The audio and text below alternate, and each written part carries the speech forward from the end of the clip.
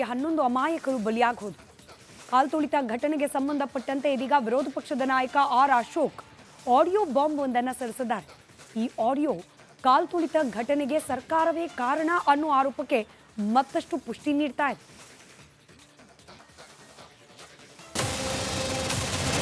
Cricket stadium ನಂದು, ನಾನು ಶಾಸಕ ಲಾಠಿ ಹಿಡ್ಕೊಂಡು ನಿಲ್ಸ್ಕೊಳ್ಳೋದು ನನ್ನ ಜವಾಬ್ದಾರಿ ಅಲ್ಲಪ್ಪ. ಕರ್ನಾಟಕ ಯಾರು ಸಿಎಂ? ಕೇಂದ್ರದ ಕಾಂಗ್ರೆಸ್ ನಾಯಕರು ಕನ್ಫ್ಯೂಸ್ ಆಗಿದೆ. ಪ್ರಶ್ನೆ ಇಲ್ಲ ಅದು. ಕಾಲ್ತುಳಿತ ಕೇಸ್ನಲ್ಲಿ ಆಡಿಯೋ ಸಂಚಲನ. ವಿಪಕ್ಷ ನಾಯಕ ಅಶೋಕ್ ಹೊಸ ಬಾಂಬ್. 18 ವರ್ಷಗಳ ಬಳಿಕ ಆರ್ಸಿಬಿ ಟಿ20ಯಲ್ಲಿ ಜಯಭೇರಿ ಬಾರಿಸಿತ್ತು. ಕೋಟ್ಯಾಂತರ ಅಭಿಮಾನಿಗಳ ಕನಸು ನನಸಾಗಿತ್ತು. ಆದರೆ ಆ ಖುಷಿ 18 ಗಂಟೆಯೂ ಉಳಿಯಲಿಲ್ಲ.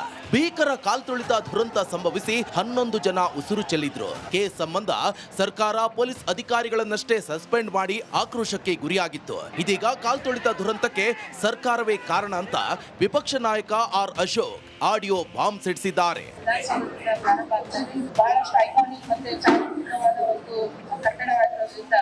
ಒಂದೇ ದಿನ ಎರಡೆರಡು ಕಾರ್ಯಕ್ರಮಕ್ಕೆ ಭದ್ರತೆ ಒದಗಿಸೋದು ಕಷ್ಟ ಅಂತ ವಿಧಾನಸೌಧ ಭದ್ರತಾ ಡಿಸಿಪಿ ಕರಿಬಸನಗೌಡ ಡಿಪಿಎಆರ್ ಕಾರ್ಯದರ್ಶಿ ಸತ್ಯವತಿಗೆ ಪತ್ರದ ಮೂಲಕ ತಿಳಿಸಿದ್ರು. ಕಾರ್ಯಕ್ರಮ ನಡೆಸಿದ್ರು. ದುರಂತದ ಬಳಿಕ ಪೊಲೀಸರನ್ನೇ ಹರಕೆ ಕುರಿ ಮಾಡಿದ್ರು. ಇದೀಗ ಸತ್ಯವತಿ ಮಾತನಾಡಿರುವ ಆಡಿಯೋವನ್ನ ಆರ್ ಅಶೋಕ್ ರಿಲೀಸ್ ಮಾಡಿದ್ದಾರೆ.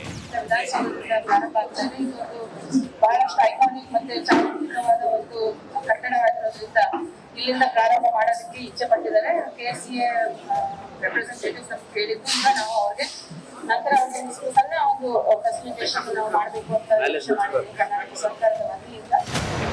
ಕೇಳಿದ್ರಲ್ವಾ, ಸಿಎಂ ಆದೇಶದ ಮೇರೆಗೆ ಅನುಮತಿ ನೀಡಿದ್ದು ಅಂತ ಸತ್ಯವತಿ ಹೇಳಿದ್ದಾರೆ. ಇದೇ ಆಡಿಯೋ ತೀವ್ರ ಚರ್ಚೆಗೆ ಕಾರಣವಾಗಿದೆ. ವಿಪಕ್ಷಕ್ಕೆ ಕಾಂಗ್ರೆಸ್ ವಿರುದ್ಧ ಮತ್ತೊಂದು ಅಸ್ತ್ರ ಸಿಕ್ಕಂತಾಗಿದೆ. ಬಿಜೆಪಿ ವಿರುದ್ಧ ಮುಗಿಬಿದ್ದಿದ್ದಾರೆ.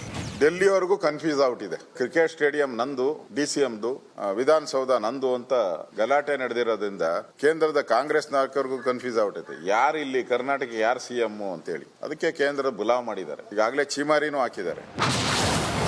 ಕಾಲ್ತುಳಿತದ ಬಗ್ಗೆ ಗಣಿಗ ರವಿ ಉಡಾಫೆ ಮಾತು.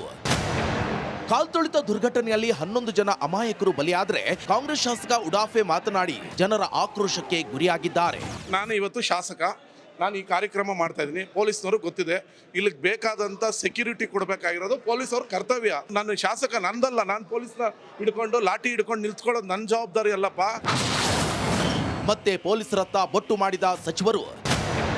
ಕಾಲ್ತುಳಿತ ದುರ್ಘಟನೆಗೆ ಭದ್ರತಾ ಲೋಪ ಕಾರಣ ಅಂತ ಸಚಿವ MB ಪಾಟೀಲ್ ಹೇಳಿದ್ರೆ, ಸಚಿವ ಸತೀಶ್ ಜಾರಕಿಹೊಳಿ ಹೇಳಿದ್ದು ಹೀಗೆ.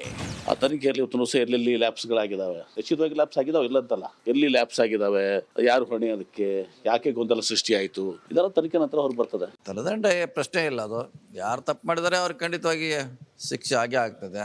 ಸೊ ಅದು ಎನ್ಕ್ವೈರಿ ನಡೀತಾ ಇದೆ. ಎನ್ಕ್ವೈರಿ ಬಂದ ಮೇಲೆ ಅದಕ್ಕೆ ಸ್ಪಷ್ಟವಾದಂಥ ಅಭಿಪ್ರಾಯಕ್ಕೆ ಬರ್ಲಿಕ್ಕೆ ಸಾಧ್ಯ ಆಗ್ತದೆ. ಮೃತ ಭೂಮಿಕ್ ನಿವಾಸಕ್ಕೆ ಬಿಜೆಪಿ ನಾಯಕರ ಭೇಟಿ. ಹಾಸನದ ದಾಸರಹಳ್ಳಿಯ ಭೂಮಿಕ್ ನಿವಾಸಕ್ಕೆ ಬಿಜೆಪಿ ನಾಯಕರು ಭೇಟಿ ನೀಡಿ ಹೆತ್ತವರಿಗೆ ಸಾಂತ್ವನ ಹೇಳಿದ್ರು. ಬಿಜೆಪಿಗರ ಮುಂದೆ ಭೂಮಿಕ್ ತಂದೆ ಲಕ್ಷ್ಮಣ್ ಆಕ್ರೋಶ ವ್ಯಕ್ತಪಡಿಸಿದ್ರು. ನನ್ನ ಮಗನ ಹಿಂಗಾಗಿ ಒತ್ತುತ್ತಾರೆ ಸರ್, ಹೆಂಗೆಲ್ಲ ಇದು ಮಾಡ್ತಿದ್ದಾರೆ ಸರ್, ಅದೇ ಒಂದು ಆಂಬುಲೆನ್ಸ್ ವ್ಯವಸ್ಥೆ ಮಾಡ್ಬೋದಿತ್ತು.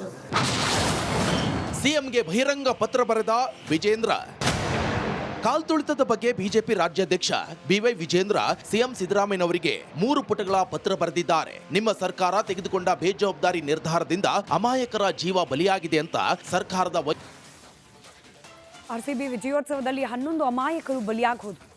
ಕಾಲ್ತುಳಿತ ಘಟನೆಗೆ ಸಂಬಂಧಪಟ್ಟಂತೆ ಇದೀಗ ವಿರೋಧ ಪಕ್ಷದ ನಾಯಕ ಆರ್ ಅಶೋಕ್ ಆಡಿಯೋ ಬಾಂಬ್ ಒಂದನ್ನು ಸಿಡಿಸಿದ್ದಾರೆ.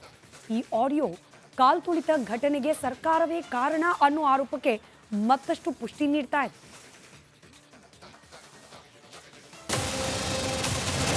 ಕ್ರಿಕೆಟ್ ಸ್ಟೇಡಿಯಂ ನಂದು, ನಾನು ಶಾಸಕ ಲಾಠಿ ಹಿಡ್ಕೊಂಡು ನಿಲ್ಸ್ಕೊಳ್ಳೋದು ನನ್ನ ಜವಾಬ್ದಾರಿ ಅಲ್ಲಪ್ಪ. ಕರ್ನಾಟಕ ಯಾರು ಸಿಎಂ? ಕೇಂದ್ರದ ಕಾಂಗ್ರೆಸ್ ನಾಯಕರಿಗೂ ಕನ್ಫ್ಯೂಸ್ ಆಗಿದೆ. ಪ್ರಶ್ನೆ ಇಲ್ಲ ಅದು.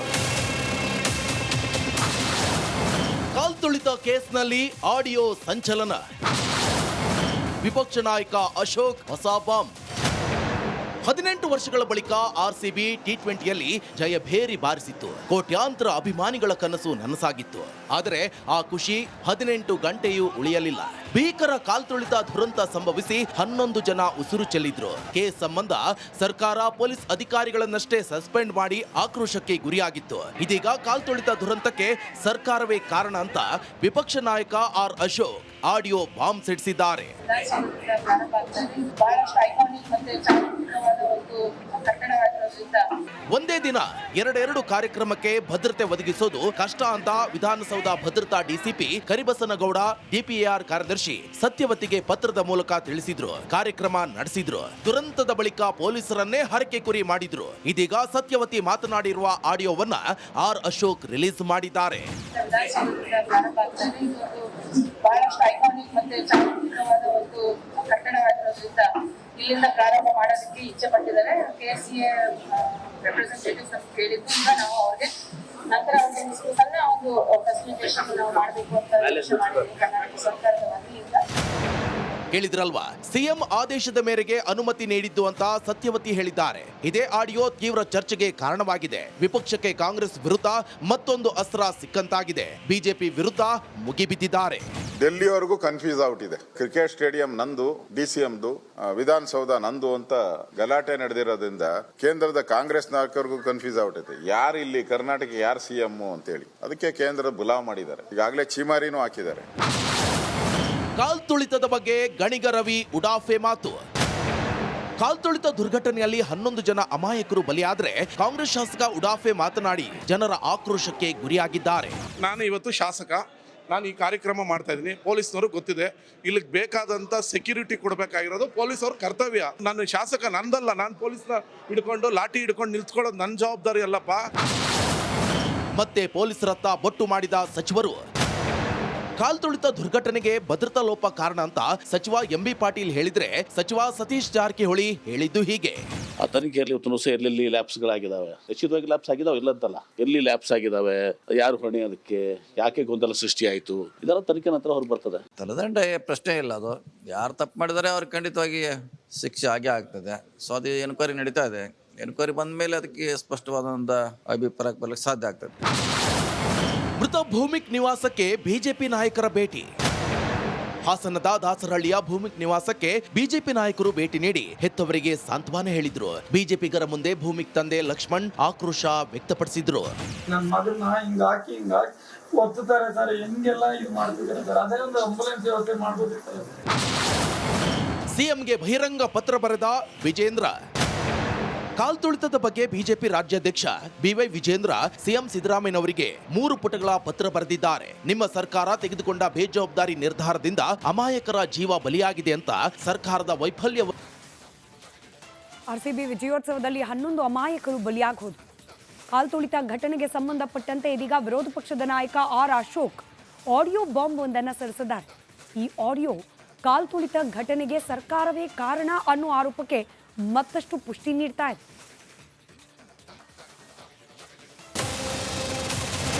ಕ್ರಿಕೆಟ್ ಸ್ಟೇಡಿಯಂ ನಂದು, ನಾನು ಶಾಸಕ, ಲಾಠಿ ಹಿಡ್ಕೊಂಡು ನಿಲ್ಸ್ಕೊಳ್ಳೋದು ನನ್ನ ಜವಾಬ್ದಾರಿ ಅಲ್ಲಪ್ಪ. ಕರ್ನಾಟಕ ಯಾರು CM, ಕೇಂದ್ರದ ಕಾಂಗ್ರೆಸ್ ನಾಯಕರಿಗೂ ಕನ್ಫ್ಯೂಸ್ ಔಟ್ ಇದೆ. ತಲೆದಂಡ ಪ್ರಶ್ನೆ ಇಲ್ಲ. ಅದು ಕಾಲ್ತುಳಿತ ಕೇಸ್ನಲ್ಲಿ ಆಡಿಯೋ ಸಂಚಲನ. ವಿಪಕ್ಷ ನಾಯಕ ಅಶೋಕ್ ಹೊಸ ಬಾಂಬ್. 18 ವರ್ಷಗಳ ಬಳಿಕ RCB T20ಯಲ್ಲಿ ಜಯಭೇರಿ ಬಾರಿಸಿತ್ತು. ಕೋಟ್ಯಾಂತರ ಅಭಿಮಾನಿಗಳ ಕನಸು ನನಸಾಗಿತ್ತು. ಆದರೆ ಆ ಖುಷಿ 18 ಗಂಟೆಯೂ ಉಳಿಯಲಿಲ್ಲ. ಭೀಕರ ಕಾಲ್ತುಳಿತ ದುರಂತ ಸಂಭವಿಸಿ 11 ಜನ ಉಸಿರು ಚೆಲ್ಲಿದ್ರು. ಕೇಸ್ ಸಂಬಂಧ ಸರ್ಕಾರ ಪೊಲೀಸ್ ಅಧಿಕಾರಿಗಳನ್ನಷ್ಟೇ ಸಸ್ಪೆಂಡ್ ಮಾಡಿ ಆಕ್ರೋಶಕ್ಕೆ ಗುರಿಯಾಗಿತ್ತು. ಇದೀಗ ಕಾಲ್ತುಳಿತ ದುರಂತಕ್ಕೆ ಸರ್ಕಾರವೇ ಕಾರಣ ಅಂತ ವಿಪಕ್ಷ ನಾಯಕ ಆರ್ ಅಶೋಕ್ ಆಡಿಯೋ ಬಾಂಬ್ ಸಿಡಿಸಿದ್ದಾರೆ.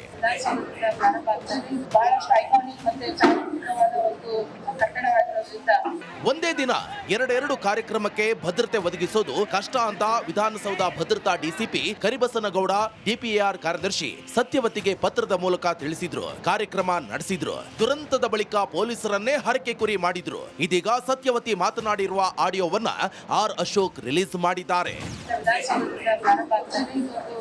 ಬಹಳಷ್ಟು ಐಕಾನಿಕ್ ಮತ್ತೆ ಚಾರಿತ್ರಿಕವಾದ ಒಂದು ಕಟ್ಟಡವಾಗಿರೋದ್ರಿಂದ ಇಲ್ಲಿಂದ ಪ್ರಾರಂಭ ಮಾಡೋದಕ್ಕೆ ಇಚ್ಛೆ ಪಟ್ಟಿದ್ದಾರೆ. KCA ರೆಪ್ರೆಸೆಂಟೇಟಿವ್ಸ್ ಕೇಳಿದ್ದು ಈಗ ನಾವು ಅವ್ರಿಗೆ ನಂತರ ಒಂದು ಸಣ್ಣ ಒಂದು ಫೆಸಿಲಿಟೇಷನ್ ನಾವು ಮಾಡಬೇಕು ಅಂತ ಮಾಡಿದ್ದೀವಿ ಕರ್ನಾಟಕ ಸರ್ಕಾರದ ವತಿಯಿಂದ. ಕೇಳಿದ್ರಲ್ವಾ, ಸಿಎಂ ಆದೇಶದ ಮೇರೆಗೆ ಅನುಮತಿ ನೀಡಿದ್ದು ಅಂತ ಸತ್ಯವತಿ ಹೇಳಿದ್ದಾರೆ. ಇದೇ ಆಡಿಯೋ ತೀವ್ರ ಚರ್ಚೆಗೆ ಕಾರಣವಾಗಿದೆ. ವಿಪಕ್ಷಕ್ಕೆ ಕಾಂಗ್ರೆಸ್ ವಿರುದ್ಧ ಮತ್ತೊಂದು ಅಸ್ತ್ರ ಸಿಕ್ಕಂತಾಗಿದೆ. ಬಿಜೆಪಿ ವಿರುದ್ಧ ಮುಗಿಬಿದ್ದಿದ್ದಾರೆ. ಡೆಲ್ಲಿವರೆಗೂ ಕನ್ಫ್ಯೂಸ್ ಔಟ್ ಇದೆ. ಕ್ರಿಕೆಟ್ ಸ್ಟೇಡಿಯಂ ನಂದು, ಡಿಸಿಎಂದು, ವಿಧಾನಸೌಧ ನಂದು ಅಂತ ಗಲಾಟೆ ನಡೆದಿರೋದ್ರಿಂದ ಕೇಂದ್ರದ ಕಾಂಗ್ರೆಸ್ ನಾಯಕರಿಗೂ ಕನ್ಫ್ಯೂಸ್ ಔಟ್ ಇದೆ. ಯಾರು ಇಲ್ಲಿ ಕರ್ನಾಟಕ ಯಾರು ಸಿಎಂ ಅಂತೇಳಿ ಅದಕ್ಕೆ ಕೇಂದ್ರ ಬುಲಾವ್ ಮಾಡಿದ್ದಾರೆ. ಈಗಾಗಲೇ ಚೀಮಾರಿನೂ ಹಾಕಿದ್ದಾರೆ. ಕಾಲ್ತುಳಿತದ ಬಗ್ಗೆ ಗಣಿಗ ರವಿ ಉಡಾಫೆ ಮಾತು. ಕಾಲ್ತುಳಿತ ದುರ್ಘಟನೆಯಲ್ಲಿ 11 ಜನ ಅಮಾಯಕರು ಬಲಿಯಾದ್ರೆ ಕಾಂಗ್ರೆಸ್ ಶಾಸಕ ಉಡಾಫೆ ಮಾತನಾಡಿ ಜನರ ಆಕ್ರೋಶಕ್ಕೆ ಗುರಿಯಾಗಿದ್ದಾರೆ. ನಾನು ಇವತ್ತು ಶಾಸಕ, ನಾನು ಈ ಕಾರ್ಯಕ್ರಮ ಮಾಡ್ತಾ ಇದ್ದೀನಿ. ಪೊಲೀಸ್ನವರು ಗೊತ್ತಿದೆ, ಇಲ್ಲಿಗೆ ಬೇಕಾದಂಥ ಸೆಕ್ಯೂರಿಟಿ ಕೊಡಬೇಕಾಗಿರೋದು ಪೊಲೀಸವ್ರ ಕರ್ತವ್ಯ. ನಾನು ಶಾಸಕ ನಂದಲ್ಲ, ನಾನು ಪೊಲೀಸ್ನ ಹಿಡ್ಕೊಂಡು ಲಾಠಿ ಹಿಡ್ಕೊಂಡು ನಿಲ್ಸ್ಕೊಳ್ಳೋದು ನನ್ನ ಜವಾಬ್ದಾರಿ ಅಲ್ಲಪ್ಪ. ಮತ್ತೆ ಪೊಲೀಸರತ್ತ ಬೊಟ್ಟು ಮಾಡಿದ ಸಚಿವರು. ಕಾಲ್ತುಳಿತ ದುರ್ಘಟನೆಗೆ ಭದ್ರತಾ ಲೋಪ ಕಾರಣ ಅಂತ ಸಚಿವ ಎಂಬಿ ಪಾಟೀಲ್ ಹೇಳಿದ್ರೆ, ಸಚಿವ ಸತೀಶ್ ಜಾರಕಿಹೊಳಿ ಹೇಳಿದ್ದು ಹೀಗೆ. ಆ ತನಿಖೆಯಲ್ಲಿ ಇವತ್ತು ಸಹ ಎಲ್ಲೆಲ್ಲಿ ಲ್ಯಾಪ್ಸ್ಗಳಾಗಿದ್ದಾವೆ, ನಿಶ್ಚಿತವಾಗಿ ಲ್ಯಾಪ್ಸ್ ಆಗಿದಾವೆ, ಇಲ್ಲ ಅಂತಲ್ಲ, ಎಲ್ಲಿ ಲ್ಯಾಪ್ಸ್ ಆಗಿದ್ದಾವೆ, ಯಾರು ಹೊಣೆ, ಅದಕ್ಕೆ ಯಾಕೆ ಗೊಂದಲ ಸೃಷ್ಟಿ ಆಯಿತು, ಇದರ ತನಿಖೆ ನಂತರ ಹೊರಗೆ ಬರ್ತದೆ. ತಲೆದಂಡ ಪ್ರಶ್ನೆ ಇಲ್ಲ. ಅದು ಯಾರು ತಪ್ಪು ಮಾಡಿದರೆ ಅವ್ರಿಗೆ ಖಂಡಿತವಾಗಿ ಶಿಕ್ಷೆ ಆಗೇ ಆಗ್ತದೆ. ಸೊ ಅದು ಎನ್ಕ್ವೈರಿ ನಡೀತಾ ಇದೆ. ಎನ್ಕ್ವೈರಿ ಬಂದ ಮೇಲೆ ಅದಕ್ಕೆ ಸ್ಪಷ್ಟವಾದಂಥ ಅಭಿಪ್ರಾಯಕ್ಕೆ ಬರ್ಲಿಕ್ಕೆ ಸಾಧ್ಯ ಆಗ್ತದೆ. ಮೃತ ಭೂಮಿಕ್ ನಿವಾಸಕ್ಕೆ ಬಿಜೆಪಿ ನಾಯಕರ ಭೇಟಿ. ಹಾಸನದ ದಾಸರಹಳ್ಳಿಯ ಭೂಮಿಕ್ ನಿವಾಸಕ್ಕೆ ಬಿಜೆಪಿ ನಾಯಕರು ಭೇಟಿ ನೀಡಿ ಹೆತ್ತವರಿಗೆ ಸಾಂತ್ವನ ಹೇಳಿದ್ರು. ಬಿಜೆಪಿಗರ ಮುಂದೆ ಭೂಮಿಕ್ ತಂದೆ ಲಕ್ಷ್ಮಣ್ ಆಕ್ರೋಶ ವ್ಯಕ್ತಪಡಿಸಿದ್ರು. ನನ್ನ ಮಗನ್ನ ಹಿಂಗಾಗಿ ಒತ್ತುತ್ತಾರೆ ಸರ್, ಹೆಂಗೆಲ್ಲ ಇದು ಮಾಡ್ತಿದ್ದಾರೆ ಸರ್. ಅದೇ ಒಂದು ಆಂಬುಲೆನ್ಸ್ ವ್ಯವಸ್ಥೆ ಮಾಡ್ಬೋದಿತ್ತು. ಸಿಎಂಗೆ ಬಹಿರಂಗ ಪತ್ರ ಬರೆದ ವಿಜೇಂದ್ರ.